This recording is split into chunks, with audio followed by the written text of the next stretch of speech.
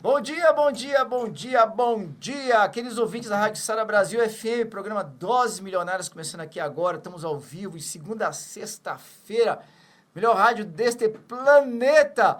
E eu tô sabendo que após um árduo fim de semana, nosso querido G Nunes, torcedor do Fluminense, tá com a voz curada. G Nunes! Ó, o que tá errado é essa questão aí, viu, Rabelo? Do torcedor do Fluminense. Que ontem o Fluminense mandou o Vasco pra casa, né? Você sabe disso. Mandou. Final vai ser Fluminense e Vasco. Aliás, Novo. Fluminense e Flamengo, desculpa. Ah, Fluminense sim. e Flamengo. Já sabe quem vai ser o campeão, né, Gê? É... Flamengo, é claro. Ô, a Gê gente Nunes. pensa, né? Ai, vambora. Ô, Gê, você tá bem demais? Tô bem, graças a Deus, 90% já da voz recuperada. Eu diria quase 95, tá bem É, melhor, hein, irmão. Tá bom, graças a Deus. Tem uma pequena rouquidão assim de Isso, fundo. tá uma rouquidão ainda. Mas tá bom, viu? Maravilha, maravilha, maravilha. Vambora, pessoal. Ó, nosso compromisso aqui no Doses Milionárias é ir até o mercado e trazer os melhores pra cá. E esses que são os melhores, eles vêm até aqui, é lógico, eles vão compartilhar com vocês aquilo que eles têm de melhor. Se você for estratégico, inteligente e quiser construir assim um ano de 2026 muito bom pra você, melhor coisa é você ficar colado com a gente aqui, sintonizar todo dia 11 horas da manhã, aprender um monte com quem está aqui com a gente e correr para o abraço, crescer e fazer desse ano um ano incrível. Vamos que vamos? Olha, hoje a gente vai estar conversando sobre as responsabilidades da escola na formação de alunos do ensino médio. As responsabilidades da escola na formação de alunos no ensino médio. Estamos aqui com alguém que eu diria que tem uma importância muito grande para a nossa sociedade, porque quando a gente fala de educação, tem algumas pessoas que fazem uma grande diferença nesse país e nesta cidade especial aqui no Distrito Federal. Ele é diretor do Colégio Sigma, um dos colégios mais tradicionais de Brasília, colégio desejado por muitos pais e alunos. Senhoras e senhores, Gabriel Carvalho. Irmão, seja muito bem-vindo. Muito obrigado. Com essa abertura toda aí, essa moral toda, a gente fica muito feliz aqui pelo convite, né? Trazer bons insights, bons conhecimentos aqui para a comunidade. Falar sobre educação, né? Que é sempre muito legal, né? Muito a gente falar legal. um pouquinho sobre as nossas missões de educação dentro do Brasil. E aí, claro, sempre que possível, também puxando ganchos com outras áreas. Maravilha. Gabriel, só para o pessoal poder se conectar um pouco contigo, conta só um pouquinho a respeito de quem que você é, se a gente puder mergulhar um pouquinho na tua história, só para, nesse primeiro momento, a gente criar essa conexão com o ouvinte, pode ser? Pô, que legal. Então, vamos lá. Eu sou Gabriel, sou aqui de Brasília. Você nasceu aqui? Nasci aqui em Brasília. Você tem né? quantos anos, Gabriel? Tenho 36, cara. Cara, tu é novinho, 36. irmão. Você é diretor lá do Sigma da Sul desde quando? Do Sigma da Sul desde 2023, né? Eu assumi essa direção lá com 33 anos. É a primeira vez que você atua como diretor? Não, eu comecei a trabalhar como diretor em 2021, ali pós-pandemia ali, foi quando eu assumi a direção pela primeira vez. Já era o Sigma, não? Já era no Sigma, Mas não o da Asa mas Sul? não da Asa Sul, era Tá. uma outra unidade. Da né? Asa Norte, não? Na época éramos 4 unidades, Ah, aí eu do Lago. assumi exatamente a unidade do Lago, com uma árdua missão lá, né, que a gente ia exatamente fazer a junção das duas unidades, e assumi para fazer esse movimento dentro daquela unidade. E, enfim, eu sou filho de dois nordestinos, meus pais são maranhenses, vieram aqui para Brasília em busca de condições melhores de vida, né? E minha mãe sempre falou, cara, ao longo de toda a minha jornada, que a educação, ela iria exatamente fazer o rompimento dessa barreira social, né? Meus pais, duas pessoas muito humildes, meu pai e minha mãe só estudaram até o ensino médio. Então, isso foi algo que fez parte da minha história, como sempre, né? Como, durante todo o período, eu escutava isso dentro de casa, eu escutava isso da minha família, Eles chegaram a concluir o ensino médio? chegaram a concluir o ensino médio. Só para o pessoal puxar um pouco na memória, pode parecer assim, às vezes meio... por que não fez uma faculdade? Hoje é tão simples, né? Você faz até a faculdade EAD, tem curso hoje de 2 anos. Mas, à época, pessoal, fazer faculdade era super desafiador, né? Inclusive, não tinha vaga para todo mundo, nem em Isso. particular. E as particulares eram muito mais caras do que hoje, né? E aí, quando eu entrei, meus pais não tinham condição de pagar a faculdade particular, então eu entrei dentro da Universidade Federal de Brasília para fazer matemática. Eu sou professor de matemática. Meu Deus do céu, depois você conta pra gente como é que é essa mágica, cara. Inclusive, sigo dando aula. Mesmo na função de diretor, eu sigo com pouquíssima carga, mas eu acho super importante a gente estar dentro de sala de aula. Né? Para a gente dialogar com o aluno, dialogar com os professores, com os outros membros da comunidade educacional. Então, eu faço questão de seguir dando aula. E aí eu entrei, fiz matemática, eu sempre gostei muito de economia, então a minha dúvida, enquanto eu era aluno de ensino médio, era se eu queria fazer matemática ou economia. Então, mesmo depois de entrar no curso de matemática, eu continuei estudando muito economia, administração, que eram áreas de interesse. E aí era um estudo por fora mesmo, um estudo paralelo que eu ia fazendo. Fiz mestrado depois, na época do mestrado, novamente eu fiquei nessa dúvida, vou fazer um mestrado em economia ou em matemática, acabei fazendo matemática pura, não foi nem na educação, foi em álgebra de identidades polinomiais, né? É uma coisa extremamente Já ouviu falar sobre específica. isso, Gê? Repete pra gente. Álgebra de identidades polinomiais. Nossa. Né? Então, enfim, é uma área super abstrata.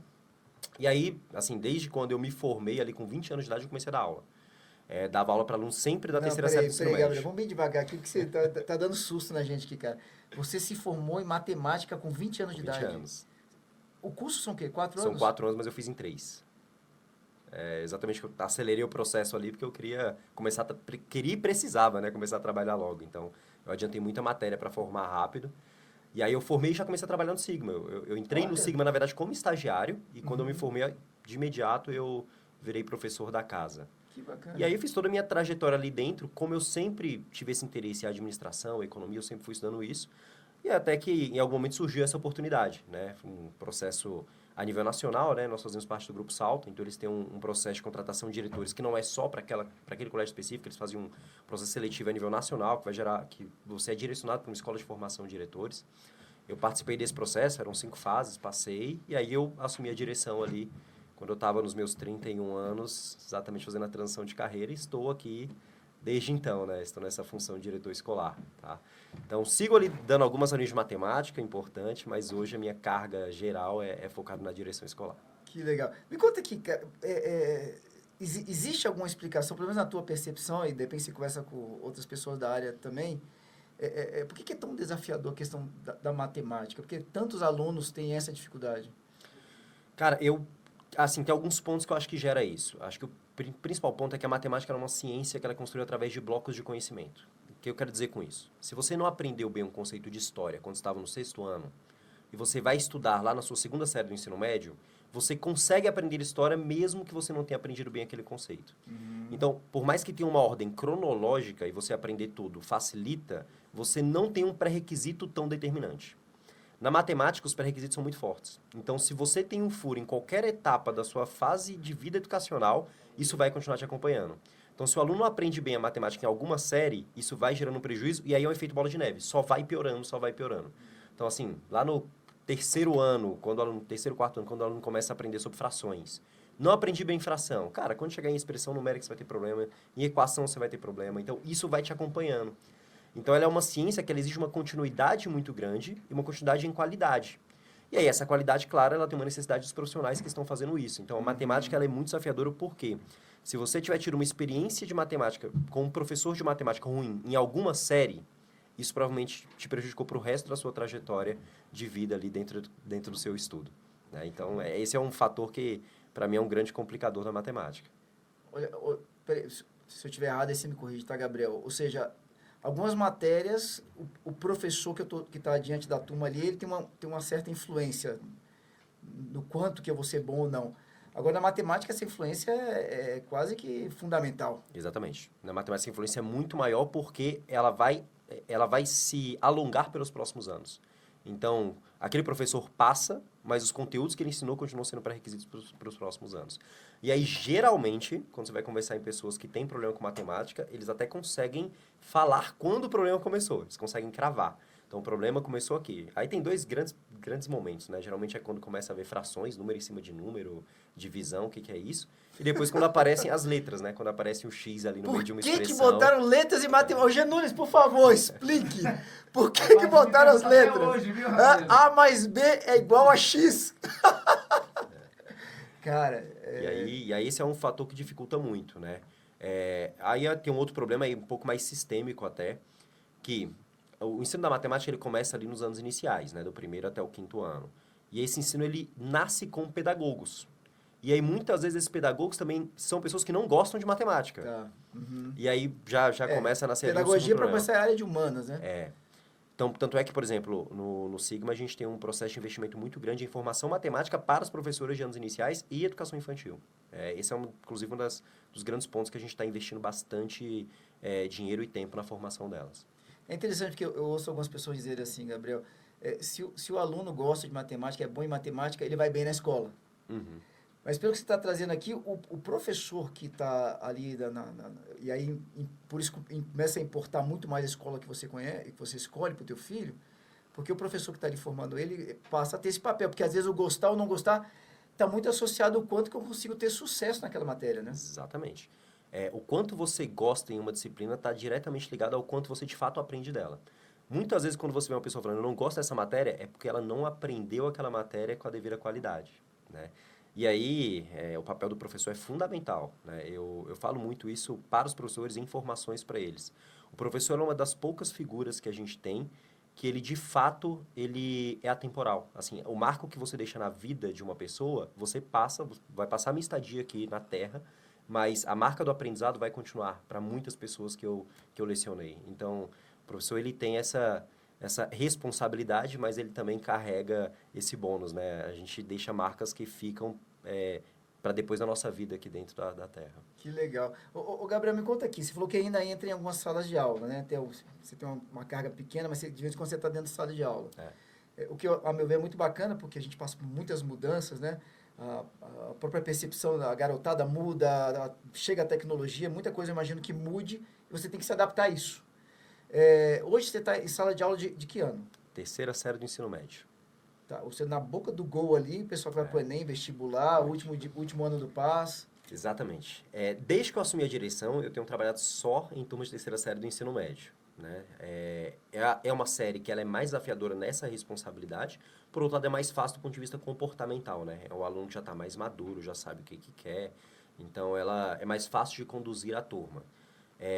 E a minha formação toda sempre foi dando aula para alunos do ensino médio. Eu trabalhava de modo geral com alunos de primeira e terceira série. Os alunos estavam na entrada e na saída. Foram as turmas que eu sempre peguei dentro de matemática, além de cursinho, enfim. Então eu gosto muito de trabalhar com a garotada da terceira série. E aí hoje, pouquinha aula, né? Bem pouquinha aula, mas eu acho bem importante ali tá com os meninos. E aí é legal porque a garotada, ela diferencia bem, né? Eu brinco com eles, eu falo, pessoal, quando eu tô de jaleco, eu sou professor. Quando eu tô sem jaleco, eu sou diretor. Aí teve um dia que eu esqueci o jaleco em casa, entrei para dar aula lá, e eles, não, aí é o diretor, você não pode dar aula pra gente hoje, não. Mas aí eles conseguem até separar, assim, porque quando você vai dar aula sendo diretor, você tem que conseguir fazer a separação muito bem. Porque senão o aluno ele fica inibido com a sua figura dentro de sala de aula. Então, no primeiro dia eu tenho uma conversa muito longa com eles, pessoal. Aqui é um ambiente de professor. Então, aqui vocês vão fazer as perguntas, vocês vão precisar de um movimento de relaxamento, de conexão comigo, que talvez vocês não teriam na figura do diretor, que é uma figura que é mais séria, uma figura que traz mais responsabilidade. Então, é importante que vocês separem bem as duas figuras, né? Gabriel, tem algumas pessoas que têm uma estratégia. Agora, essa estratégia, eu confesso assim, que eu até usei com meu filho. Eu estou em dúvida agora o quanto que ela é boa, ou o quanto que ela é arriscada. Porque alguns pais trazem o filho ali para o Fundamental 1 e 2 e botam numa escola que está dentro do orçamento dele, que ele fala, eu fico com a folga aqui, e fazem um planejamento para o nível médio. Ao nível médio a gente vai aportar mais, vamos investir mais, porque ali vai para o vestibular e para quem quer fazer direto concurso e tudo mais, vão ser 3 anos de maior sacrifício. Mas essa estratégia tem um risco, né? Exato. Que é a base. Exatamente. Assim, esse movimento continua... Ele existe ainda. Continua presente dentro da nossa sociedade. Tanto é que a série que eu tenho de maior entrada é essa série. Então, se eu pegar a quantidade de alunos novatos em todas as séries, a série que mais entra alunos novatos é a primeira série do ensino médio. Exatamente por ser um colégio de um ticket mais alto, né? Muitos pais esperam esse momento para conseguir aportar, às vezes ali sacrificando um pouquinho do seu orçamento familiar, mas por 3 anos vou fazer isso aqui para garantir uma boa performance do meu filho dentro dos vestibulares e exames externos. Então, isso de fato acontece. O risco é esse que você mesmo pontuou, né? O conhecimento, ele precisa de toda uma base que esse aluno foi construindo ao longo de toda a sua trajetória escolar. Então, é um aluno que ele, fazendo uma mudança, foi uma mudança muito grande de qualidade dentro desse colégio, eu estou falando de qualidade realmente relacionada ao que está sendo ensinado, né? Esse aluno, ele pode sentir, e aí ele sente um pouquinho os problemas de pré-requisito, o nível da prova. Mas é muito legal que, por outro lado, e esse é um ponto que eu escuto muito lá, cara, o nível da prova aumentou muito, está muito mais puxado, nível da lista de exercício aumentou, mas o nível da aula acompanhou. E aí você vê que o produto que você está entregando ali para a sua comunidade é o produto que você queria mesmo, né? Então, assim, se eu quero ter uma prova no nível alto, é claro, a minha sala de aula tem que acompanhar isso. Então, o primeiro trabalho a aula tem que ser no nível lá em cima. A aula tem que ser uma qualidade educacional muito alta. E aí, depois, a prova e os instrumentos avaliativos acompanham isso. Muito Mas tem um movimento, Leonardo, interessante, assim. Apesar de a primeira série ser a série em que a gente mais recebe alunos, o nono ano tem aumentado a quantidade de alunos novatos. A procura no nono ano tem aumentado. Então, eu já vejo muitos pais antecipando em um ano, pelo menos isso, para o aluno entrar, ter ali o final dos anos finais, trabalhando um pouquinho essa base já no nosso colégio, para depois, quando chegar no ensino médio, ele já tá mais preparado. Ali no Sigma das Açu, vocês começam em qual? Infantil 2. Infantil 2. 2 aninhos até 17 anos. Olha que bacana, que bacana. Os meus meninos entraram no Sigma, eles começaram lá em Águas Claras. Aham. Foi na primeira série, primeiro ano do Fundamental, entrou o meu mais velho. E o outro, assim que chegou na idade, ele entrou também. Né? Aí a gente passou por um tempo um pouco mais apertado, e a gente tirou do Sigma e agora o meu filho volta lá, tá lá com vocês na Asa Sul, e a gente tá amando, cara. Ele, então, tá adorando. Cara, sabe a percepção que eu tô tendo do meu filho? E as aulas começaram o quê? Tem um mês e meio? Um mês. Um mês. Eu sinto ele, Gabriel, eu sinto ele mais maduro. Perfeito. Pessoal, tô falando porque meu filho estava até então no Fundamental 2, terminou ano passado, foi para o ensino médio agora, mudou de escola, tá lá no Sigma, lá com o Gabriel e com a equipe do Gabriel. Mas em um mês ele tá diferente, cara. É porque, assim, quando a gente fala sobre a escolha do colégio, é claro que o primeiro ponto que vem à nossa cabeça como pai mesmo, estou falando do pensamento do consumidor, é a aula, a prova, mas o colégio, ele também tem uma certa cultura. Então, a cultura do meio, e essa cultura ela é fomentada por causa disso, mas pelo fator acumulado de anos com vocês exercendo isso, faz muita diferença. Então, hoje a gente tem uma cultura, e esse é um dos nossos pilares até, a cultura de estudos é um dos pilares do que a gente quer entregar para a nossa comunidade. A gente tem uma cultura já muito forte entre os alunos, então quando o aluno ele entra, ele percebe o movimento da comunidade, não só o movimento parte dos professores. Então ele percebe que seus colegas de sala estão numa outra mentalidade, estão estudando de outra maneira, a preocupação deles é outra, e tudo isso faz com que ele se movimente muito mais rápido. Então esse é um ponto que eu sempre falo para os pais, olha, o processo de adaptação aqui vai ser mais rápido do que o esperado, porque a cultura dos alunos vai movimentar ele para essa direção. Ele vai perceber rapidamente que, cara, quem está aqui para isso. Está aqui para estudar, está aqui porque está focado, está aqui porque quer aprender. Enquanto ele vai perceber que não tem tanto espaço para uma disciplina, para uma conversa indevida, para, enfim, para outros elementos que a gente não gostaria de ter dentro da nossa comunidade educacional. Tá, isso tudo faz parte dessa responsabilidade da escola, porque esse é o tema que você escolheu para a gente bater esse papo hoje, que é a responsabilidade da escola em relação à formação dos alunos no ensino médio. Isso faz parte, essa cultura, ela é construída, né, Gabriel? Não é um acaso. Não, ela é construída e ela exatamente faz parte do papel da escola, né? Quando a gente vai falar sobre ensino médio especificamente, eu coloquei o tema exatamente porque, até pelo seu interesse aí também, acho que seria legal da gente conversar. Mas quando a gente vai falar sobre a responsabilidade da escola para os alunos do ensino médio, pensa-se automaticamente em vestibular e preparação para esses exames externos que os alunos vão fazer. Enem, PAS, e aí depende do lugar do Brasil onde você estiver. Mas o colégio, ele não é um cursinho pré-vestibular. O colégio sempre vai ter um papel de formação humana. Essa é a diferença para mim entre um colégio e um cursinho. O cursinho prepara para uma prova, o colégio prepara para a vida. Por mais que essa preparação para a vida tenha como uma das etapas a preparação para essa prova de vestibular, que vai ser o que vai determinar o futuro profissional daquele estudante. Mas a gente não pode se limitar a isso.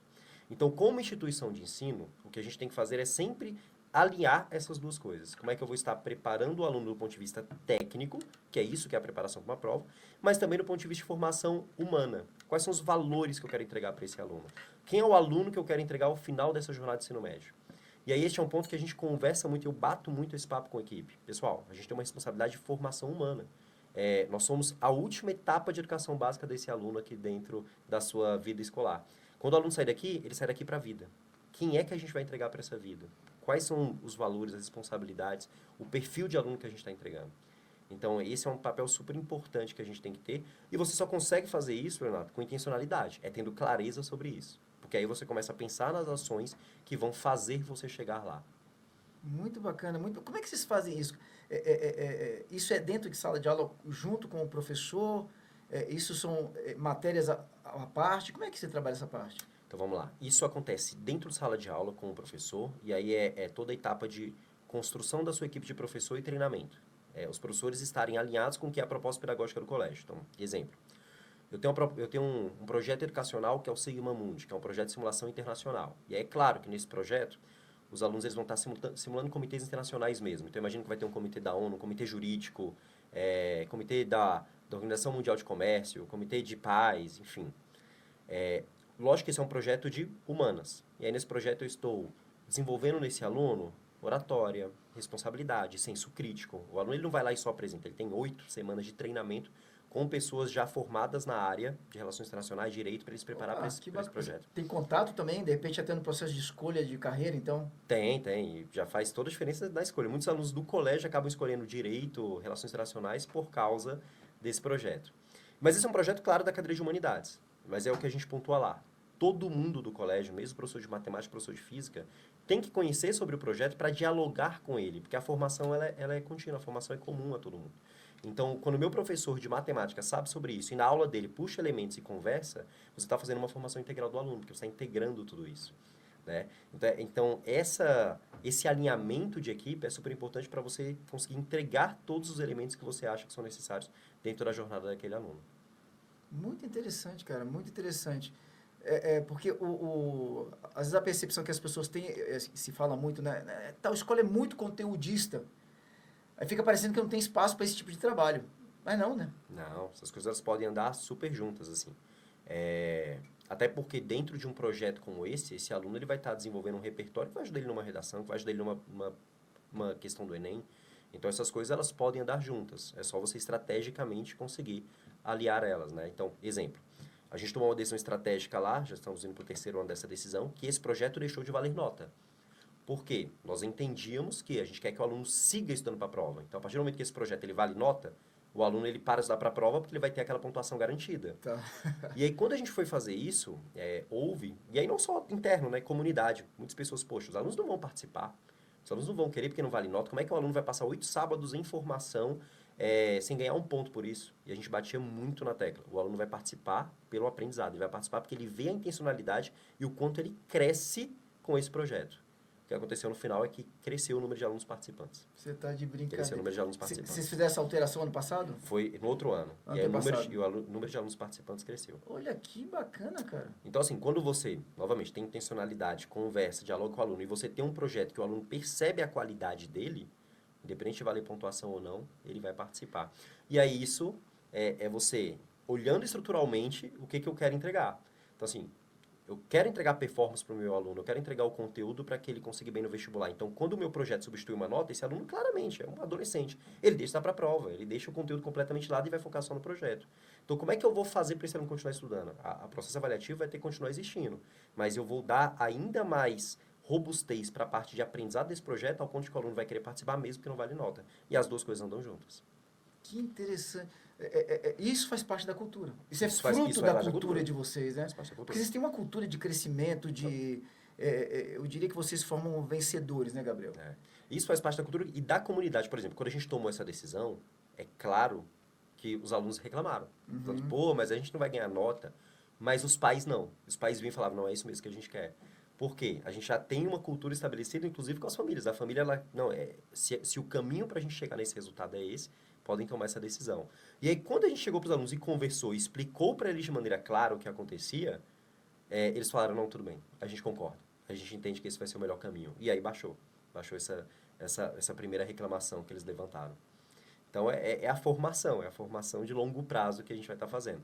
Agora, assim, tudo na área de educação, Leonardo, eu acho que talvez essa seja uma até grande dificuldade.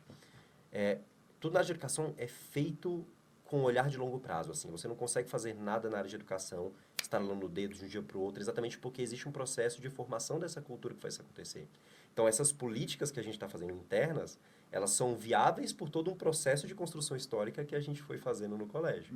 E aí a gente já chega na mentalidade certa, interna de equipe, pais, professores, que permite a gente fazer isso. Talvez, por exemplo, o Gabriel sai do Sigma e vai para um outro colégio e vai implementar dessa mesma maneira, não seria rápido assim. Até porque estrategicamente eu não faria dessa maneira. Eu ia fazer todo um processo de construção passo a passo para a gente chegar nesse lugar educacional. Muito bacana. Pessoal, a gente vai continuar conversando com o Gabriel aqui. Tem muita coisa para a gente poder falar sobre educação. E aí vale para você que está sempre preocupado com a escola onde estão teus filhos. Inclusive, eu não sei, vocês ainda estão abertos para matrículas? Ainda muitas turmas sem vaga, mas, Quase todas. mas tem turma com vaga ainda. Tem um limite de data máxima para a pessoa poder entrar? Não, tecnicamente não. As matrículas seguem abertas ao longo do ano, tendo vaga, até a Constituição de Ensino a gente nem pode recusar matrícula. Então, segue ao longo de todo o ano.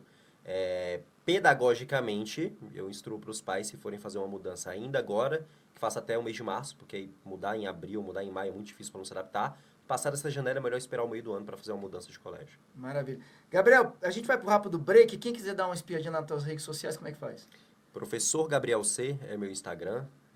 Pode seguir lá e lá tem os outros links ali de outras redes. Pegou aí, pessoal? Então, ó, professor Gabriel C. E quem quiser dar uma olhada lá em relação ao Sigma, tem um site, que pessoal, Tem como é que é o lá melhor no caminho? Instagram, @sigmadf, né? E aí você pode entrar lá, que lá também vai ter o direcionamento para os sites do colégio, enfim, para todas as nossas plataformas. Maravilha. A gente vai dar uma sequência aqui, pessoal, com o professor Gabriel, diretor da Escola Sigma, ali da Asa Sul. Aproveita a letra lá no Instagram dele. Só repete a última vez, por favor, Gabriel. Professor Gabriel C.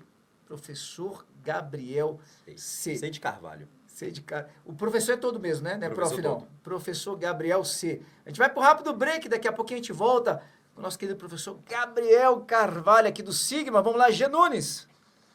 Estamos de volta ao programa Doses Milionárias aqui na Rádio Sara Brasil FM. Bora que bora, estamos hoje aqui com o diretor da Escola Sigma, Colégio Sigma da Asa Sul aqui em Brasília, um dos colégios mais tradicionais, como eu falei no início, um colégio desejado, sonhado por muitos estudantes e por muitos pais, um colégio que tem feito uma grande diferença aqui em Brasília, Sigma da Asa Sul, aliás, todos os Sigmas, mas o Sigma da Asa Sul foi o primeiro, né? Foi o primeiro. Assim, ele é um prédio histórico, inclusive, para Brasília, né? O primeiro pré-vestibular de Brasília surgiu naquele prédio. É mesmo? E aí, enfim, depois foi passando os anos, virou o Sigma, então, um colégio de mais de 40 anos. Aquela é a primeira unidade. Então, quantas pessoas a gente tem aí em Brasília que passaram ali, se formaram ali, né? Tanto é que hoje a gente recebe muito filho de ex-aluno. Olha que bacana. E aí é olha muito que legal bacana. porque, assim, este prédio que é o principal, os outros todos já são mais novos, enfim. Esse prédio, quando eu até assumi a direção lá, ele foi o prédio que eu mais reformei do ponto de vista de detalhes técnicos, mas eu tomei muito cuidado para preservar o design dele. E aí, quando eu recebo esses pais que foram ex-alunos, eles vão andando pelo colégio, e andando pelo colégio muita coisa diferente. Mas quando eles entram nesse prédio, que é o famoso Pombal, né, historicamente o pessoal chama de Pombal, eles entram nesse prédio, aí bate aquela nostalgia. Eles falam, caramba, cara, sala de aula, estudei aqui. Que bacana. Até a quantidade de salas, a estrutura das salas é a mesma. Assim, isso não se alterou. Então, é muito legal quando a gente recebe os pais. E aí é um orgulho que eu tenho mesmo, assim, de fazer parte de um colégio tão importante para a história de Brasília. Pois vocês conseguem ter uma percepção de onde os seus alunos estão hoje, assim, posicionados profissionalmente? Tem, cara. A gente tem muito ex-aluno. Não sei se você sabe, Hamilton de Holanda é ex-aluno Sigma. Então a gente a gente até fez algumas artes relacionadas a isso, de casos de muito sucesso. E hoje a gente tem cada vez mais construído esse relacionamento com os ex-alunos. Então, por exemplo, ano passado, eu tive 4 eventos das turmas de formandos de 96, 2000, que vão lá para ter um piquenique no colégio. Teve um agora que foi em janeiro, que eles foram lá para ter aula com o professor que deu aula para eles em 92. Cara, que sabe? legal. Então a gente mantém esse vínculo ali, porque é exatamente dessa maneira também que a gente consegue estar vendo onde que os nossos ex-alunos estão profissionalmente. E aí, para os meninos mais recentes, né, a gente eles fazem parte dos projetos do colégio. Então, por exemplo, no Sigma Mundi, que eu citei anteriormente, né, vários das pessoas que vão dar os treinamentos para os nossos alunos são ex-alunos do colégio. Opa. Então, eles acabam mantendo esse relacionamento com o colégio. E aí, para a gente é super positivo. De novo, formação de cultura. Né? É um ex-aluno que tá ali dialogando com eles, e aí é um ex-aluno que ele tá olhando e falando, cara, esse cara tá fazendo direito, já se formou, é um advogado e tá aqui conversando comigo, tava aqui há 6 anos atrás, sentado onde eu tô sentado. Então, tudo isso é um círculo ali que vai fortalecendo a cultura do colégio. Que legal. Hoje a gente fala muito, aliás, há muito tempo já se fala sobre isso, talvez hoje mais do que nunca, sobre a importância do networking, né? Principalmente no ambiente de trabalho. Agora, essa questão da relação pode ser construída já na escola, tendo em vista, né, para o nível de aluno que vocês estão preparando, ou seja, o mais provável é que essas grandes posições e posições estratégicas em diversas empresas, no próprio governo, servidores públicos, estejam na mão de alunos de vocês ali. Então, colocar o meu filho lá, o coloco também em vantagem nesse sentido, né? Com certeza. Esse é um dos outros pontos que quando eu falo que o pessoal está pensando no colégio, pensa na parte acadêmica e deixa este lado. quando você escolhe o colégio que seu filho vai estudar, você também escolhe a comunidade de amigos que ele vai ter. E a gente sabe o poder de influência de uma comunidade de amigos. E aí a gente, por exemplo, eu tenho casos de alunos que eu trouxe da rede pública, alunos que eram medalhistas olímpicos, alunos de altíssima performance da rede pública, e vieram para estudar com a gente, num programa de bolsa social que a gente tem. Esse aluno, quando chegou lá, depois de 6, 8 meses, eu fui conversar com ele, e aí eu perguntei, cara, qual foi o principal diferencial? Ele, Gabriel, claro, as aulas, estrutura física, nem se compara, o acompanhamento dos professores, preocupação do professor contigo, mas eu, cara, qual foi a principal? A principal mudança foi mentalidade. Foi como eu estar aqui me fez pensar muito mais alto. Eu comecei a perceber que os sonhos que eu tinha para minha vida e o que eu achava que já era o máximo, na verdade, eram sonhos baixos. E aí isso é exatamente essa capacidade de influência do meio. Isso é a troca que ele está tendo enquanto ele estava pensando em fazer A, ele está agora com um colega que já está pensando em C, e ele vira e fala, putz, eu preciso movimentar, isso que eu estou pensando é insuficiente. Então, era um aluno que veio da rede pública, hoje, o foco dele, está na minha terceira série, o foco dele é ITA. Com certeza não seria. Com certeza não seria. Estaria distante demais para a realidade distante dele. demais para a realidade Cultural. dele. Cultural. E aí, pra você ver, ele é um aluno que chegou, quando ele chegou nos primeiros simulados do colégio, era já aluno de alta performance da rede pública. Não ficou nem top 50. No final do ano ele já começou a ficar top 10. Hoje ele já está sempre entre os primeiros colocados. E ele foi um aluno que, dentro do ranqueamento do PAS de Brasília, ficou entre os 50 primeiros colocados. Então, é uma construção. E aí ele fala assim, cara, aqui eu tô bem, mas hoje o meu pensamento é ali. Hoje eu quero fazer ITA. Que espetáculo. Eu estava falando aqui no intervalo, não vou citar aqui a escola que meu filho mais velho estudou, mas assim, eu estava comparando a diferença com meu segundo filho ali, o João Lucas, né? Porque meu filho foi fazer agora o Enem e ele foi muito aquém da nossa expectativa. E aí eu estava comentando contigo, né? É interessante, porque o meu filho vinha de 2 a 3 anos, onde ele sempre terminava, ele já tinha matéria, já tinha nota para passar de ano, já no terceiro bimestre. Ele mais uns 9, 10, 11 no máximo colegas de sala de aula. Então, para ele, assim, eu tô aqui surfando na crista, eu sou o cara. Quando ele foi para a realidade, entre aspas, do mercado, que é ali passar no Enem, ele viu que ele estava muito aquém. Muito aquém. E esse é um outro desafio que a gente tem. Muitas vezes está numa escola relativamente boa, mas o quanto que essa escola está desafiando meu filho para ele poder ser melhor, né? E agora, por exemplo, a gente fez uma escolha com ele, parte da decisão foi dele, de estudar para concurso e só começar a faculdade no meio do ano. Gabriel, ele está sofrendo para poder entrar numa pegada de concurso. Um menino que há 2, 3 anos vinha terminando sempre no terceiro bimestre, na hora de estudar um pouco mais, ele está sofrendo. Isso também é cultura, implementar na criança, no adolescente, ali, esse desejo sempre de fazer mais e além. Exato. Assim, uma frase que eu gosto muito é: o progresso acontece fora da zona de conforto. Então, assim, se você deixa o ambiente confortável demais, a pessoa deixa de progredir. E aí, na educação, isso acontece todo dia dentro de uma sala de aula. Acontece toda a avaliação que o aluno vai estar fazendo. Então, é necessário que você deixe o seu aluno em uma zona de desconforto para ele continuar progredindo. E é super possível que você faça isso olhando para o socioemocional, fazer sem sofrimento, desconforto, não é estar botando uma pressão excessiva para o aluno. Mas desconforto é ele ver que ele tem sempre algo a mais a fazer. Ele tem sempre algo a mais a aprender. É esse aluno que já tem um aprendizado lá em cima, uma boa aula, ele fala, cara, mas tem algo aqui que essa eu não consegui fazer, essa eu estou sendo desafiado. Ele se sentir desafiado. E aí, isso é algo que a gente tem que estar fazendo diariamente dentro de sala de aula, nós como professores. E aí eu vou te falar como professor até. A gente tem turmas muito heterogêneas, você tem turmas de alunos de todos os níveis. Esse menino está se preparando para o ITA, é meu aluno. Tá? E aí é um aluno num nível lá em cima, e claro, eu tenho alunos que têm dificuldade. E aí como é que você vai fazer em sala de aula para conseguir deixar todos desconfortáveis, né, progredindo, mas todos sem estar num ambiente de pressão? E aí é o trabalho do professor, o trabalho do colégio. É o aluno que eu chego no início da aula e dou uma lista extra para ele. Falo, cara, faz isso daqui. É uma aluna que eu estava dando aula, uma aluna novata, e eu em 2 semanas de aula peguei e falei, cara, essa menina é diferenciada. Perguntei, conversei um pouquinho com ela, percebi o nível dela e falei, na terceira aula eu falei, olha, eu vou te mandar um material aqui, eu quero que você leia a parte, independente do que eu estou fazendo com os outros alunos.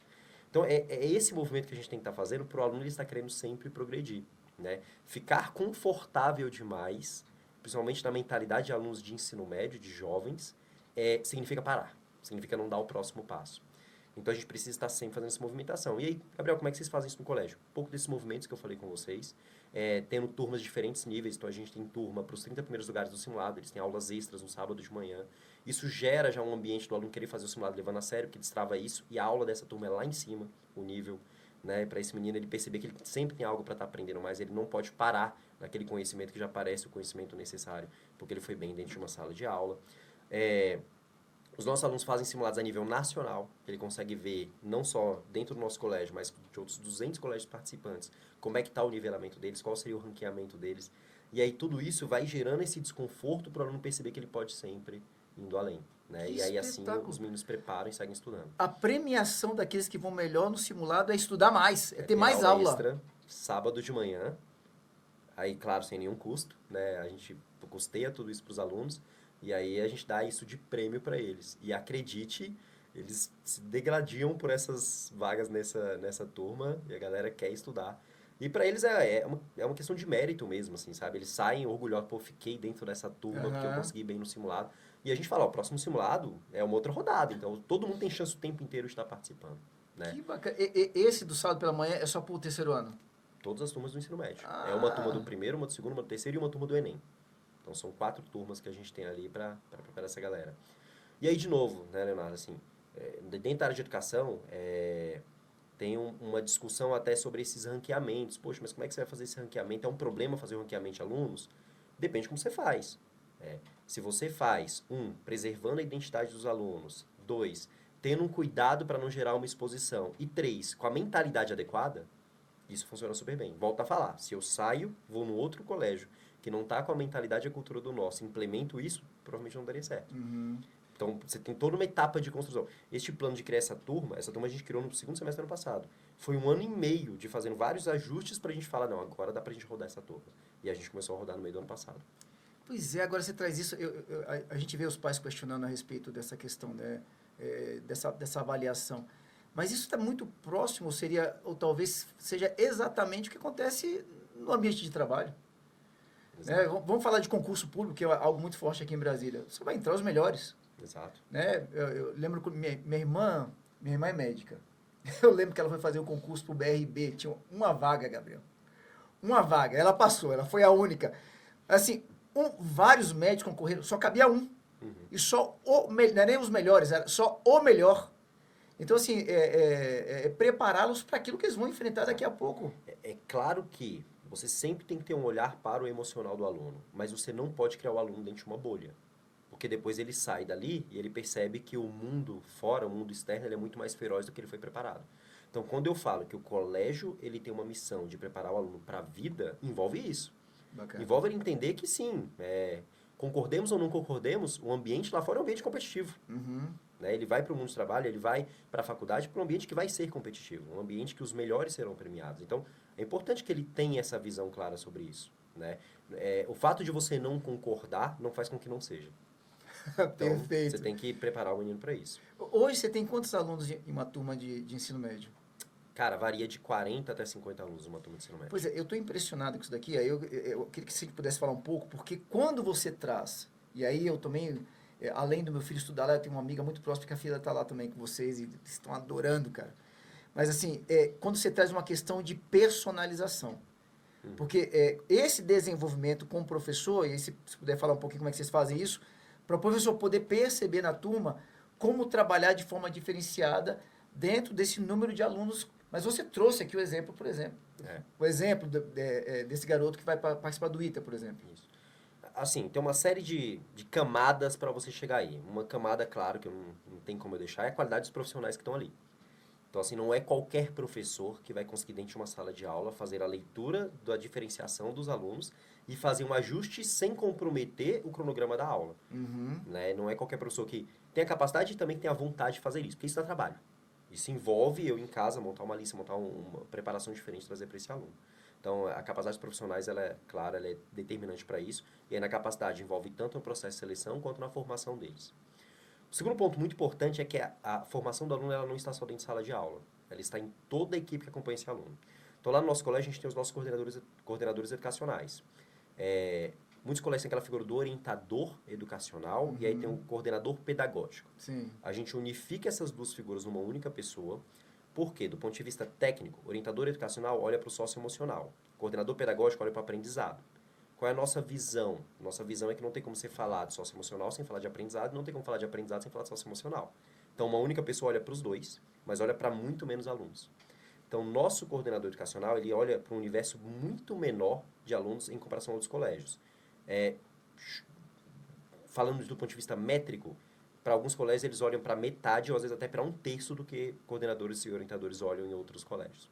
Então, o universo de olhar deles é uma quantidade bem menor. E aí isso faz com que eles tenham um olhar muito mais individualizado para esses alunos. E aí este coordenador educacional trabalha em paralelo com os professores para fazer o processo educacional andar. Então ele muitas vezes que vai sinalizar para o professor, esse aluno aqui a gente precisa fazer isso. Hoje de manhã mesmo, saí de um atendimento, já falei coordenador, sinaliza para os professores que essa é uma aluna de alta performance, quando ela acabar a atividade, ela está autorizada a estar fazendo questões extras de matemática dentro de sala. Olha que Então bacana. a gente já sai, já sinaliza para os professores, já está todo mundo ciente, ele já entende que vai ser um aluno de alta performance e já vai estar fazendo um trabalho diferenciado para ela. Então, você tem que ir fazendo os ajustes necessários para que isso aconteça. E aí tem uma última etapa, que é o contraturno educacional. No contraturno, muitas vezes, que você consegue fazer o melhor processo de diferenciação de ensino. Então, a gente tem monitorias extras para os nossos alunos, que acontecem segunda a sexta-feira.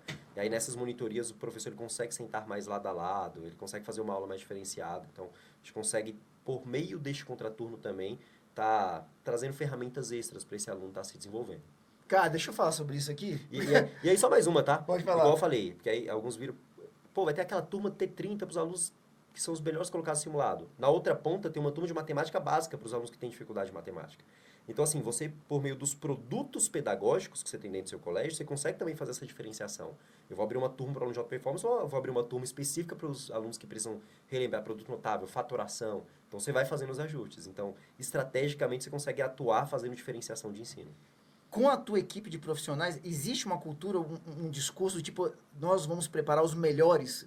Tem isso lá dentro, dentro de vocês? Não. Não. A gente tem que preparar todos os alunos. Esse é um ponto que a gente tem muito orgulho. Mas preparar para serem os melhores? Sim, com certeza. Com certeza. Então, a gente tem de maneira muito clara a posição que a gente quer. Hoje, a gente trabalha muito com números, Leonardo. Então, assim, saiu o resultado dos nossos alunos no PAS, eu já tenho minha planilha lá, que a gente já extraiu os dados da Sebrasp. O Sebrasp não dá dado nenhum, então a gente tem que ir atrás. E eu sei a posição de cada aluno meu do colégio. Eu sei a probabilidade de aprovação desses alunos. Então, a gente trabalha muito com os dados externos e os dados internos do colégio. Por exemplo, eu sei que no ano passado a gente cresceu a quantidade de aprovados em 25%. Olha 25% que mais alunos espetáculo. aprovados. Então, assim, tudo isso são ferramentas para que a gente consiga chegar lá. E aí, claro, a gente tem essa conversa o tempo todo com os nossos professores. Uma coisa que a gente fala muito com eles é: o nosso produto tem que ser condizente ao que a gente discursa comercialmente. Então, se nós somos um colégio de excelência, a gente tem que fazer excelência em tudo no dia a dia. E a excelência é em tudo mesmo, sim. Um professor que passa uma atividade para os alunos fazerem e fica sentado, mexendo no celular, sem olhar o que os alunos estão fazendo, vou olhar o Instagram, vou olhar alguma coisa da minha vida, isso está completamente alinhado com a excelência acadêmica. Então, se a gente vende isso, a gente tem que entregar isso em todas as ações do dia a dia. E aí a gente se cobra mesmo, é uma cobrança nossa interna. Um conteúdo de uma prova que foi lançado errado. Quando a gente vai conversar sobre isso, a gente fala exatamente assim, cara, um colégio de excelência não pode deixar isso acontecer. Então, a mentalidade da equipe como um todo, ela fica em cima disso. Que bacana. O João Lucas está lá no primeiro ano de vocês, e aí ele tem um dia na semana, que é quarta-feira, que ele tem aula. Não é a mentoria, não é aula, não, é aula. Faz parte da grade. Na hora que a gente viu, a gente assustou. Tem uma estratégia aí? Dentro do novo ensino médio, a quantidade de carga horária ficou muito acentuada. E aí, cada colégio foi por um caminho. E aí a gente trouxe que a gente iria fazer uma ampliação de carga horária para não comprometer conteúdos importantes como matemática, português. A gente ia ampliar a carga horária, trazendo mais carga horária para os meninos. E aí a gente colocou estrategicamente para ficar quarta de tarde. E aí, aqui talvez tenha sido um diferencial nosso. Todo nível médio é quarta-feira de tarde. Tem um diferencial nosso em relação a outros colégios. Muitos colégios puxaram para de tarde artes, inglês, educação física, que são componentes curriculares que os alunos não dão tanta importância. Então, o que o aluno vai fazer? Vai matar essas aulas. Lá não, é aula mesmo. Então, o aluno vai ter aula de matemática, vai ter aula de física, vai ter aula de português. E aí o aluno percebe que se ele se ausentar, ele vai ter um prejuízo muito grande. E aí esse aluno, ele fica lá no colégio. Então, os meninos, eles vão lá e vão para a aula mesmo e participam. É como se fosse uma aula regular. né? Porque a partir do momento que você tem esse ato de tempo no meio, que o aluno sai para almoçar, o aluno pode simplesmente falar, não vou voltar não, vou ficar em casa, não vou jogar videogame. Então você tem que botar componentes que sejam importantes para ele. E aí o aluno vai. Porque o João Lucas está lá com vocês, Gabriel, ele na outra escola tinha as mentorias, mas ele nunca quis ir. Aham. E, consequentemente, nunca foi. Perfeito. Meu outro filho mais velho, que estudou na outra escola, o ensino médio, também nunca foi. Agora, eu fui buscar meu filho na quarta-feira na escola, e ele demorava. O que aconteceu? Eu fui atrás dele. Foi pra redação. Terminou a aula que ele tinha que fazer. Ele foi para... Pra mentoria de redação. como é que tem um nome diferente, a mentoria É de a redação? rediação que a gente... Rediação. É. Aí eu falei, pô, meu filho escolheu ficar mais 1 hora aqui estudando. É. Fiquei um pouco bravo que ele não me avisou, mas depois fiquei tão feliz que ele superou. E aí eu chego, e como você tem vidro nas salas, eu fiquei sentado lá de fora da sala esperando. Ele estava sentado do lado da professora, tinha um outro monitor no fundo da sala, do lado de um aluno fazendo correção. E a professora ficou ali com ele, eu acho que 20 minutos, só ele e a professora. Fazendo correção da redação de tintim por tintim, cara. É exatamente Eu isso. falei, tá acontecendo uma mágica aqui. É a cultura, né? É a cultura. Eu fico muito orgulhoso de escutar isso, porque é exatamente a sensação que eu gostaria que ele e você como pai tivessem. Esse é o nosso projeto de redação. Nós fomos o colégio de que a gente não tem um dado ainda de 2025, mas que de 2023 para 2024 foi o colégio que mais subiu a nota de redação do Enem de Brasília. Tá? Foi a minha unidade escolar. E aí esse é um projeto que os alunos, eles fazem as redações em sala de aula, e aí de tarde eles têm uma mentoria individualizada. Senta o monitor do lado dele, e é isso, é exatamente 20 minutos, corrigindo a redação e falando exatamente o que o aluno precisa melhorar. Aí esse aluno sai, ele pode refazer essa redação, e aí volta de novo para esse ciclo. E aí, por que a gente faz isso? Aí, óbvio, você tem toda a formação cidadã, a capacidade de escrita está completamente relacionada à capacidade de argumentação de um aluno, mas a gente também tem a importância em relação aos vestibulares. Se o aluno hoje não vai bem em redação no Enem, ele não é aprovado. Olha aí, olha aí. E aí, Leonardo, essas coisas e essa mentalidade no aluno, ela não acontece ao acaso. Então, por exemplo, ele passou, na quarta-feira eu passei nas salas conversando com os alunos, e aí reforçando para eles a importância deles irem para essa mentoria. Na quarta de manhã eu passei nas salas falando com eles. Bacana. E aí você vê que é ação já surtindo efeito. E aí, educação e repetição. Assim, eu passei, na outra semana vai falar o professor, na outra semana vai falar o coordenador, e a gente está acompanhando o número, até chegar no indicador que a gente fala, está com 50% dos alunos, 60% dos alunos irem, e a gente continua falando, até que isso incorpora, e aí chega um momento que vira cultura. O aluno ele vai porque ele já sabe, caramba, isso aqui faz bem para mim. Cara, vocês são geniais. A gente precisa tá para terminar aqui, Gabriel, mas só preciso dizer uma coisa, assim, hoje começaram as provas. Hoje começam as provas. E aí tem prova, eu falei, filho, vai ter prova, então a aula vai terminar mais cedo, né? Você pode ir mais cedo para casa. Isso ontem. Uhum. Ele falou para mim, posso, pai, mas eu também posso ficar e estudar para a prova. Que legal. 1 mês, pessoal. E aí, Leonardo, isso foi muito legal, que essa foi uma mudança que a gente fez no ano passado. Até então, as provas, elas eram nos últimos horários. O que a gente fez? A gente puxou as provas nos primeiros horários e aí colocou monitorias depois da prova. Então, as aulas que vêm depois da prova, não é o professor ensinando matéria nova. Pô, o aluno naquela semana ele não quer saber matéria nova. Então, são aulas que os professores ficam sentados, disponíveis para os alunos, e o aluno escolhe. Seu filho vai escolher se ele vai em matemática, ou vai em física, ou vai em química, para tirar as dúvidas da prova que estão por vir. E aí, nisso, a gente fez exatamente esse movimento, né? Os alunos ficam no colégio estudando, mesmo não tendo a aula regular naquele momento. É espetacular. Não, para você ter noção, ontem ele estava estudando para a prova de terça já. Que legal. É outro menino.